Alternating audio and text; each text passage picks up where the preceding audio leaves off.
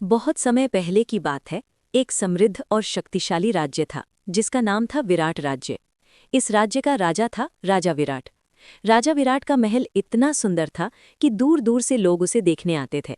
संगमरमर की दीवारें, सोने से जड़े खंभे, रंग बिरंगे कांच, झरनों की मधुर आवाज और बगीचों में खिलते अनगिनत फूल महल किसी स्वप्न लोक से कम नहीं लगता था। राजा विराट का परिवार भी बाहर से बहुत सुखी दिखाई देता था। रानी सौम्य स्वभाव की थी, दयालु और धार्मिक। उनकी एक ही संतान थी, एक अत्यंत सुंदर, बुद्धिमान और कोमल हृदय वाली बेटी जिसका नाम था राजकुमारी आर्या। राजा विराट अपनी बेटी से अत्यधिक प्रेम करता था। ऐसा लगता था मानो उसकी पूरी दुनिया उसी में समाई हो।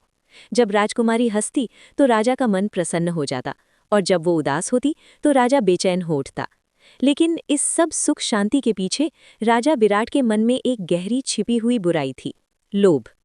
राजा के पास धन, वैभव, सेना, सम्मान सब कुछ था, फिर भी उसका मन कभी तृप्त नहीं होता था। वो हमेशा और अधिक सोने, और अधिक हीरे जवाहरात, और अधिक शक्ति की इच्छा करता रहता था। वो अक्सर सोचता, मेरे पास इतना है, फिर भी क्यों ना और हो। आखिर राजा हूं, सब कुछ मेरा ही होना चाहिए।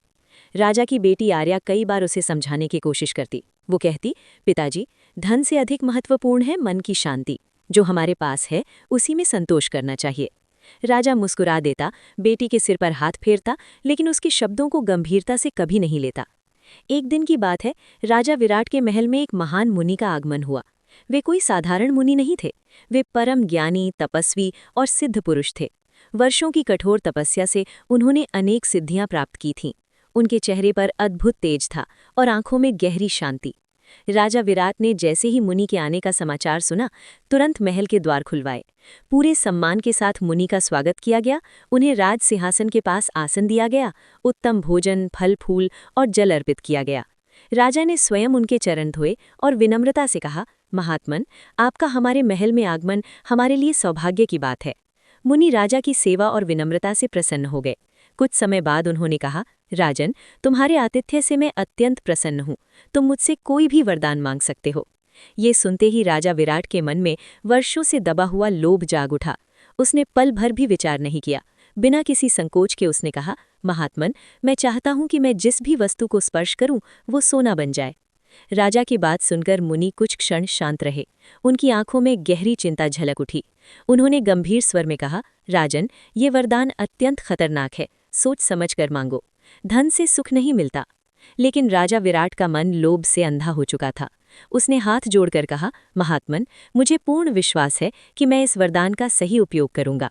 मुनि ने गहरी सांस ली और बोले, ठीक है राजन, जैसा तुम चाहते हो वैसा ही होगा। आज से तुम जिस भी वस्तु को छुओगे वो सोना बन जाएगी। ये कहकर मुनि वहां से अंतर्ध्यान हो गए। शुरू में राजा विराट अत्यंत प्रसन्न हुआ। उसने जैसे ही अपने कक्ष के दरवाजे को छुआ वो सोने का बन गया। मेज, कुर्सी, सजावट की वस्तुएं, सब कुछ सोना। राजा खुशी से हंस पड़ा। उसने सोचा, अब तो मैं संसार का सबसे धनी राजा बन गया हूँ। कुछ ही दिनों में पूरे राज्य में ये समाचार फैल गया। राजा विराट का खजाना सोने से भर गया। राज्य के लोग आश्चर्यचकित थे, लेकिन धीरे धीरे भयभीत भी होने लगे। राजा का स्पर्श खतरनाक बन चुका था। एक दिन राजा भोजन करने बैठा।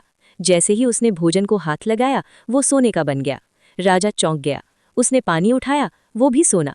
भूख और प्यास से उसका गला सूखने लगा। पहली बार उसे अपने वरदान पर डर महसूस हुआ। उसी समय राजकुमारी आर्या दौड़ती हुई आई और उसने पिता की चिंता देखी और आगे बढ़कर उनका हाथ पकड़ लिया। क्षण भर में राजकुमारी सोने की मूर्ति बन गई। राजा विराट की चीख पूरे महल में गूंज उठी। वो घुटनों के बल गिर पड़ा। उसकी आंखों से आंसू बहने लगे। हे ईश्वर, मैंने क्या कर दिया? मेरा लोभ मुझसे मेरी बेटी को छीन ले गया। अब राजा को समझ में आया कि धन, सोना और शक्ति से बढ़कर कुछ भी नहीं होता, अपनों का प्रेम। वो दिन रात पश्चाताप करने लगा। अंततः उसी वन में गया जहां मुनि ने तपस्या की थी और रो रो कर क्षमा मांगने लगा। मुनि प्रकट हुए और बोले, राजन, लोभ मनुष्य को अंधा कर देता है। तुम्हें सबक मिल चुका है। उन्होंने वरदान वापस ले लिया और राजकुमारी फिर से जीवित हो उठी। राजा विराट ने उसी दिन से लोभ त्याग दिया, अपना धन प्रजा की भलाई में लगा दिया और एक न्यायप्रिय, दयालु राजा बन गया। इस कहानी से सीख मिलती है, जो व्यक्ति संतोष नहीं करता उसका सबसे बड़ा शत्रु उसका अपना लोभ ही बन जाता है। धन से नहीं, प्रेम और सद्भाव से जीवन सुखी होता है।